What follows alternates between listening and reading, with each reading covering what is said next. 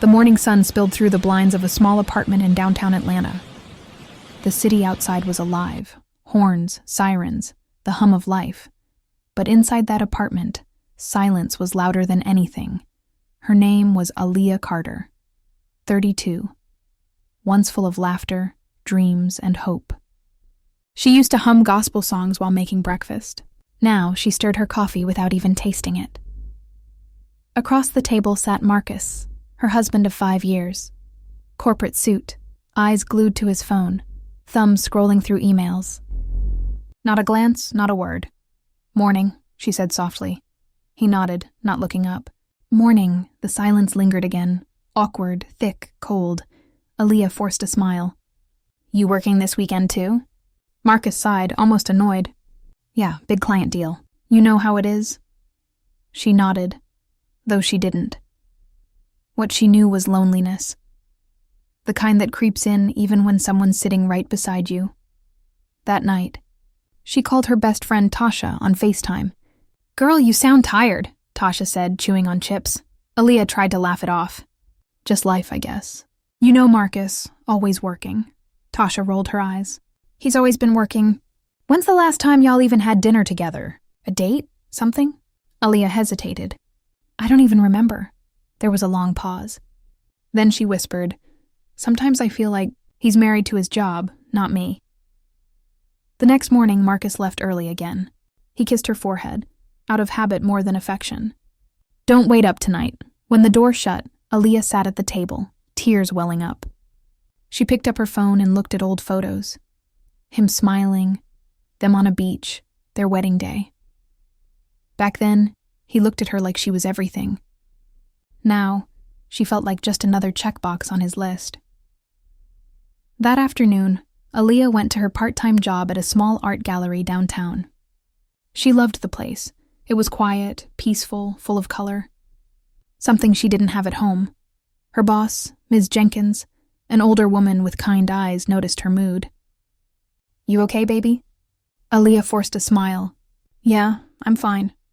But Ms. Jenkins didn't buy it. "No, you ain't. You look like you've been carrying something heavy. Remember, paintings can't fix a broken heart, but they can help you breathe through it." Aaliyah nodded, holding back tears. She didn't want to cry. Not at work. Not again. That night she tried something new. Cooked his favorite meal, candles lit, soft jazz playing. When Marcus came home, she greeted him with hope in her eyes. He looked surprised. "What's all this?" "I thought maybe we could just have dinner together." He dropped his briefcase, loosened his tie, and sighed. "Aaliyah, I'm exhausted. I had a long day." Her face fell. "Just 10 minutes, Marcus. Please." He looked at her for a second, then sat down. They ate mostly in silence, the only sound the clinking of forks. Halfway through, his phone buzzed. He looked at it, stood up. "I need to take this call." And just like that, dinner was over. When he left the table, Aaliyah sat there staring at the empty chair. The candles burned down to wax. The music stopped, and she whispered to herself, voice trembling, "He treats me like a job." Not a wife. Her tears finally fell. Days turned into weeks. Weeks into months. The silence between Aaliyah and Marcus grew wider. Like an invisible wall, neither of them tried to climb anymore. Aaliyah stopped trying to cook fancy dinners or plan dates. She just existed. Every morning, Marcus left before sunrise. Every night, he came home after midnight. One evening, as she folded laundry, her phone buzzed. A message from Marcus. "Working late. Don't wait up." She stared at the text for a long time. Her chest felt hollow. That same night, she called her mother, hoping for comfort. But her mother's words hit harder than she expected. "Baby, marriage ain't always easy. Sometimes love looks like duty." Aaliyah's throat tightened. "But Ma, it shouldn't feel like a job." Her mother sighed softly. "You got to decide if you want peace or pride. Sometimes men just show love differently." But Aaliyah knew what love felt like, and this wasn't it. This was absence. The next day, Aaliyah walked home from the gallery in the rain. She didn't even bother with an umbrella. When she reached home, she found Marcus asleep on the couch, still in his work clothes, TV on, phone in his hand. She stared at him for a long time. There was a time she'd have covered him with a blanket, kissed his forehead. But now she just turned off the TV and went to bed. She whispered into the darkness, "You're here, but I'm still alone." A few days later, they went to a friend's anniversary dinner, their first outing together in months. Everyone was smiling, holding hands, toasting to love. When it was their turn to talk about marriage, Marcus said with a practiced grin, "You just have to stay committed. Marriage is work." People laughed, nodded, clapped, but Aaliyah sat there frozen, feeling like her heart was on display. Work. That's all she was to him. Work. On the drive home, she finally spoke. "You really think that's what marriage is? Work?" Marcus kept his eyes on the road. "It is work. It's responsibility. You don't just walk away because it's hard." She turned toward him, voice trembling. "But you stopped feeling, Marcus. You stopped seeing me," he sighed. "Aaliyah, not everything has to be emotional. I'm doing my part.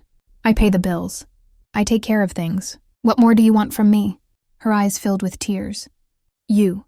I just want you." He didn't answer. When they got home, he went straight to his office and closed the door. Aaliyah sat on the edge of the bed, crying quietly, not out of anger, but exhaustion. She opened her phone and scrolled through social media, seeing couples laughing, hugging, living. Then she looked at her reflection in the mirror. Her voice cracked. What happened to me? The following weekend, Marcus forgot their anniversary. No flowers, no dinner, no text, nothing. Aaliyah spent the day alone at the park. She watched kids playing, couples holding hands. She thought about the girl she used to be, the one who believed in forever. And for the first time, she whispered the unthinkable. Maybe forever isn't meant for everyone. That night, Marcus came home past midnight again. He smelled faintly of perfume that wasn't hers. Aaliyah didn't ask. She just looked at him. The man she'd loved, the stranger in her home. He noticed her stare and said, "What?" She shook her head. Nothing. But inside, everything was breaking. When she went to bed that night, she left the lamp on, not because she was afraid of the dark, but because she was afraid of disappearing in it. She lay there, wide awake, whispering, "He treats me like a job, not a wife." And for the first time, she said it without tears, just quiet, empty truth. The following week, the tension between Aaliyah and Marcus reached a breaking point. It was a Friday evening. Rain drizzled on the city streets, reflecting neon lights and puddles. Aaliyah sat alone at the kitchen table, staring at the empty chair across from her. Marcus entered quietly, a folder in his hand, exhausted from work. He dropped it on the counter without looking at her. "Dinner's ready," she said softly, her voice nearly drowned by the hum of the refrigerator. He didn't respond. He poured himself a glass of water and went to his office. Aaliyah's chest tightened. She wanted to scream, to shake him, to make him see her again. But instead, she sat in silence. Later that night, Marcus was on a call in the office. She could hear his voice, sharp and commanding, as if the outside world mattered more than the woman sitting just a few feet away. Aaliyah picked up her phone and typed a message to her mother. "I can't do this anymore. He's gone, even when he's here."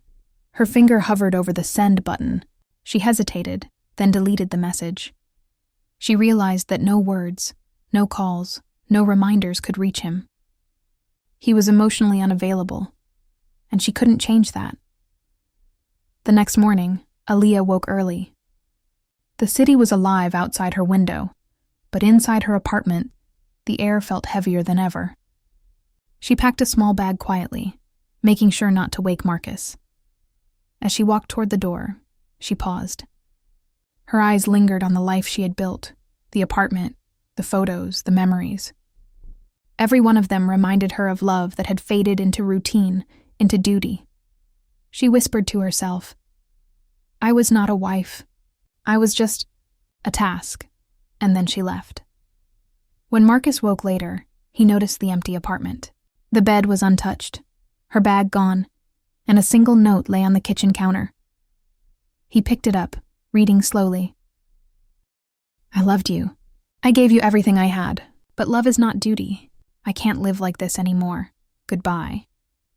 For a brief moment he felt shock, then regret. But it was hollow, distant, unable to reach her. He sank into the chair, staring at the floor.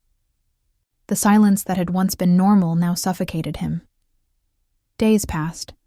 Aaliyah found an apartment of her own, rented a small studio downtown. She walked the city streets, headphones in, listening to old gospel songs, trying to fill the void he left with her own strength. But heartbreak lingered. Every time she passed a couple walking hand in hand, every time a friend mentioned marriage, she felt the echo of absence, the invisible weight of a love that had never truly seen her. She didn't call. She didn't text. She simply existed, carrying the memory of being treated as a duty rather than a partner. Marcus tried reaching out. Emails, calls, even a text. I miss you. Please talk to me. Aaliyah read them all, her heart a mix of anger and sorrow. She didn't reply. She understood the truth now. Some gaps can't be bridged. Some walls can't be climbed. And some people will never truly see you, no matter how close they are. She signed a lease, bought groceries, and walked through her new neighborhood. The sun was setting, painting the city gold. She whispered softly, almost to herself. I loved him, and it was not enough. But I will survive. I will live. I will be more than duty. The city moved around her, indifferent, alive. And in that anonymity, she finally felt free. Aaliyah had lost the man she loved, but she had gained clarity. The story doesn't have reconciliation, forgiveness, or fairy tale closure. It is raw, real, and unflinching. Sometimes heartbreak is the clearest mirror, showing you who you are when no one else sees you. And in that reflection, Aaliyah saw herself.